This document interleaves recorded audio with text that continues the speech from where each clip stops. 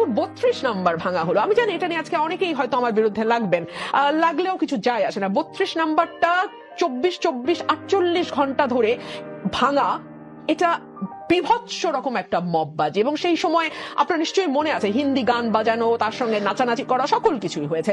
Wake up to reality. আজকে দেশে কোথায় সরকার, কার কাছে আমি বিচার চাইব? দীর্ঘদিনের সংসারের সব মালামাল রেখে আমাকে এক কাপড়ে বাড়ি থেকে বেরিয়ে আসতে হলো।